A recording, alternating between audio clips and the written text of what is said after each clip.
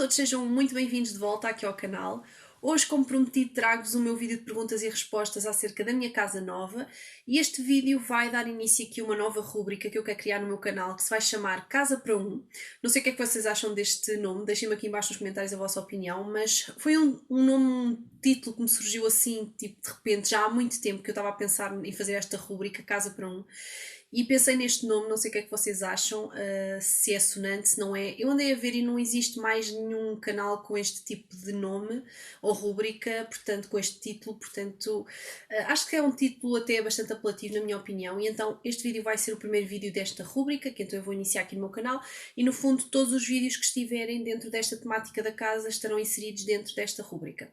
Então, eu pedi no Instagram e também aqui no YouTube que vocês me deixassem as vossas questões ou curiosidades que tivessem acerca então da minha casa nova, sobre este processo, e vocês então assim o fizeram. No entanto, não houve assim tantas perguntas, pensava que ia haver mais, sou sincera, e tipo 90% das perguntas que me fizeram foi se a minha casa era arrendada ou comprada. Portanto, as perguntas todas quase foram direcionadas para essa dúvida, basicamente. Toda a gente tem essa dúvida. Então, o resto das perguntas não são assim muitas, mas eu acho que vale na mesma a pena fazer este vídeo, até porque as perguntas que me fizeram foram bastante pertinentes e era exatamente isso que eu queria abordar neste vídeo. Por isso, eu vou gravar na mesma e responder às perguntas então que me fizeram. Então, a primeira pergunta, que é a pergunta para 1 milhão de euros, é se eu estou numa casa comprada ou arrendada, e eu neste momento estou numa casa arrendada, eu vivo num apartamento T1. E a comprar uma casa é uma coisa que está, sem dúvida, nos meus planos, no futuro, a longo prazo. No entanto, eu acho que para ter esta primeira experiência de viver sozinha, acho que fazia sentido para mim arrendar um apartamento, porque eu acho que se tiver que fazer as neiras, faço-as todas agora. Estão a ver? Todos os erros que eu tenho para cometer, comento agora numa casa arrendada, para depois, no futuro, quando eu comprar a minha casa, já ter mais experiência e saber exatamente aquilo que eu quero. Por isso, eu acho que fazia sentido, numa primeira instância, arrendar uma casa e não comprar logo, mas sem dúvida que nos meus planos está comprar uma casa. Depois, outra pergunta que fizeram foi como é que foi o processo de encontrar a casa e como é que eu decidi que queria esta casa. É assim, no fundo, isto é muito simples. Eu queria sair de casa, eu queria ter a minha independência, basicamente. E então não houve assim grande escolha, porque aqui na zona onde eu vivo não há muita oferta em termos de arrendamento. A maior parte das casas é para vender e eu até tive bastante sorte em encontrar esta para arrendar, porque não é fácil. Aqui onde eu vivo numa vila e não é fácil encontrar casas para arrendar neste momento, e as casas que havia, meu Deus, deprimentes mesmo. Portanto, o processo de encontrar casa não foi muito fácil. Eu andei quase um ano à procura de casa para arrendar e fui ver algumas ofertas, mas nenhuma casa me pareceu boa, sinceramente. Deprimentes, como eu disse. E esta casa foi sem dúvida a melhor que eu encontrei. Confesso-vos que não é a minha casa ideal, mas lá está, foi como eu disse, eu quero meter as asneiras todas agora e acho que para uma primeira experiência está bom, ok? Mas não é de toda a casa ideal e eu não sinto que esta vá ser a minha casa durante muito tempo, mas pronto, para já é o que há e foi assim que se deu o processo. Não foi muito fácil porque não há muita oferta e pronto, e foi isso, basicamente. Por que decidir viver sozinha? Esta pergunta também surgiu aqui algumas vezes. E na verdade isto tem uma resposta muito simples. Eu acho que todos nós passamos por uma fase, e quem já passou ou está a passar sabe o que eu estou a dizer. Passamos por uma altura em que sentimos que queremos ter a nossa privacidade, queremos ser independentes, e eu desde sempre que tive este desejo de provar a mim mesma que eu era capaz de ser independente. E antigamente havia muita coisa, as pessoas só saíam de casa para casar ou para viver juntos, e eu acho que hoje em dia ainda persiste um pouco esta ideia, e eu vivo aqui num meio pequeno e eu sinto que há uma certa censura, digamos assim, do género: porque é que eu saí de casa sozinha, porque é que eu decidi viver sozinha, como se eu tivesse que ter alguém para ir viver com essa pessoa. Eu não posso sair de casa da minha mãe para ir viver sozinha, porquê? Então eu sinto que ainda há algumas pessoas que sinto que há censura nesse aspecto. Mas é assim, se eu podia sair de casa, se eu tinha meios para isso, porque é que não havia de o fazer? E eu acho que isto é uma experiência que todos devíamos ter. Viver sozinhos, antes de efetivamente prosseguir para o resto. Estão a ver? Porque acho que é importante, e quem vive sozinho ou já viveu sozinho deve compreender o que eu estou a dizer. É uma sensação de liberdade e ao mesmo tempo sentir-nos bem connosco próprios porque sabemos que somos independentes. E no fundo eu decidi sair de casa para viver sozinha precisamente por causa disso, porque eu queria ser independente, eu queria mostrar a mim mesma que eu era capaz. E convenhamos, estar em casa dos pais é muito bom, é o melhor dos mundos, nós trabalhamos, temos o nosso dinheiro, mas ainda assim não temos noção real da despesa e mesmo que nós ajudemos não é a mesma coisa. Portanto, era muito bom estar em casa da minha mãe, portanto eu também gostava de lá estar. No entanto, eu tenho 27 anos e eu acho que chegou à altura, efetivamente, de ter o meu espaço e a minha privacidade e a minha independência, e foi por isso que eu decidi viver sozinha, porque também o podia fazer, tinha meios para isso. Portanto, basicamente a resposta é esta, e é bastante simples, na verdade. Outra questão que me fizeram foi: qual é o pior e o melhor de estar a viver sozinha?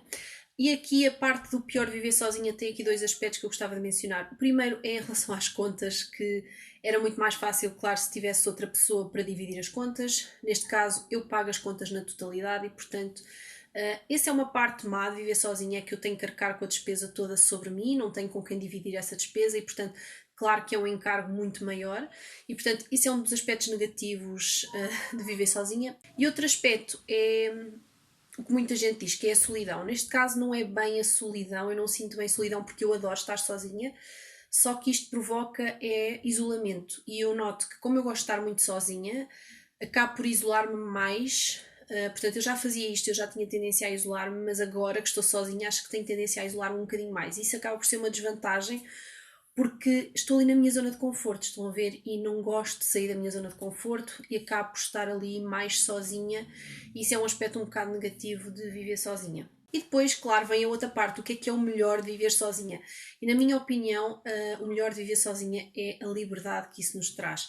E eu vou dar-vos um exemplo muito concreto. Hoje, por exemplo, é domingo, eu levantei-me tardíssimo, às 11 da manhã, tomei o pequeno almoço super tarde e provavelmente eu não vou almoçar. Porque eu posso fazer isso. Eu não tenho que fazer almoço para mais ninguém, sou só eu, e se eu quiser almoçar, almoço, se eu não quiser, não almoço. E portanto, eu hoje não vou fazer almoço porque acordei tarde e não me apetece almoçar. Provavelmente vou fazer um lanche mais cedo ou um jantar mais cedo. Estão a entender? Portanto, isto é a liberdade, para mim é o melhor de estar a viver sozinho, sem dúvida. Depois perguntaram também quais eram os meus receios e ansiedades relativamente a morar sozinha. Eu sou uma pessoa que eu vivo muito no presente, eu tento não pensar muito no futuro para não ficar ansiosa, confesso. Cada vez mais tento fazer isto porque às vezes uma pessoa fica estressada por motivos que nem devia estar estressada. Basicamente, sofro muito por antecipação e então tento não pensar muito. No entanto, há um receio que me está constantemente na cabeça, que é: e se em determinado mês eu não consigo pagar as minhas contas todas? É uma coisa que me aflige um pouco, confesso, e fico ansiosa porque essa é a minha responsabilidade, sou eu é que tenho essa responsabilidade, eu não a partilho com mais ninguém. Então é uma responsabilidade muito grande ter que pagar as contas todas, não é?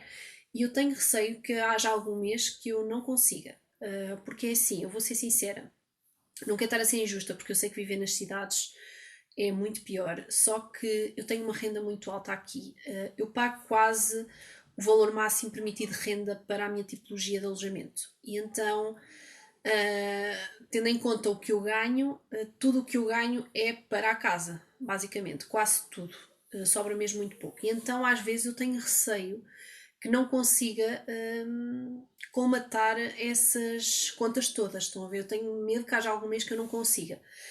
O que me deixa mais tranquila é que eu tenho uma conta poupança a qual posso sempre recorrer, mas é uma coisa que eu não quero fazer, percebem? Portanto, um dos meus maiores receios é, sem dúvida, e que me deixa bastante ansiosa, é se algum dia eu não consigo pagar as minhas contas. Neste momento é isso que me preocupa, mas até agora tem corrido tudo bem, não tenho tido problema nenhum. Perguntaram-me também se é difícil a adaptação a esta nova realidade em termos de gestão de organização, tempo, dinheiro. É assim, eu como vos disse anteriormente, eu sou uma pessoa que sofre de muita ansiedade e tudo o que saia da rotina, para mim, deixa-me bastante ansiosa. No entanto, curiosamente, quando eu vim viver sozinha, não me custou assim tanto. Acho que a minha adaptação foi bastante fácil. Claro que houve ali, por exemplo, a primeira semana que estive sozinha foi diferente, não foi má, foi simplesmente diferente. E é claro que uma pessoa sente que não está em casa, pronto, houve uma diferença, lógico, e uma pessoa sente isso, mas não foi uma coisa má, digamos assim, portanto a minha adaptação até foi bastante boa. Depois, em termos de organização, gestão de organização, tempo e dinheiro. Eu sou uma pessoa muito organizada, por natureza. Eu sou uma pessoa que organiza tudo e mais alguma coisa, eu tenho planeamentos para tudo, basicamente, e portanto não notei que houve dificuldade nesse campo. Eu antes de sair de casa, por exemplo, eu fiz muitas simulações, tentar perceber se eu era capaz ou não de me sustentar. Portanto, em termos de gestão de dinheiro, eu já fazia isso antes, sempre fiz uma boa gestão do meu dinheiro e como fiz toda esta parte antes, quando agora viver sozinha não me custou assim tanto e é fácil para mim fazer essa parte da gestão do dinheiro. Eu depois posso fazer um vídeo sobre isso também, que seria acho bastante interessante como é que eu faço a gestão das minhas finanças, mas para mim é fácil, diria, portanto não notei assim grande diferença. Em termos de tempo, a minha rotina não se alterou assim tanto, basicamente, portanto eu já ajudava a minha mãe nas tarefas de casa, portanto é dar continuidade a isso. Portanto, eu não vejo assim grande diferença entre viver na casa da minha mãe e viver sozinha, simplesmente tenho mais responsabilidades e não sei, mais coisas para fazer à minha conta, mas até me adaptei bem, eu diria que me adaptei bem e não tive qualquer problema. Estas foram as perguntas que me fizeram mais dentro da questão da casa, propriamente do processo de viver sozinha. Eu tentei organizar isto mais ou menos por temas e depois houve algumas questões já menos relacionadas com a própria da decoração e essas coisas, que depois eu até gostava de fazer um vídeo mais sobre esse tema, mas basicamente coisas me perguntaram foi como é que eu organizo a minha roupa, o que eu acho que é uma pergunta até bastante pertinente, porque eu nesta casa eu tenho, isto é um T1, e tem uma falta de espaço tremenda, que foi uma coisa que me deixou muito preocupada porque eu tenho muita coisa e eu deixei muita coisa também em casa da minha mãe, apesar de serem coisas que eu efetivamente agora vejo que não preciso delas, mas tem muito pouco espaço de arrumação esta casa e então em relação à roupa foi muito difícil, eu tive de fazer uma grande seleção do que é que eu queria ficar, porque esta casa não tem espaço.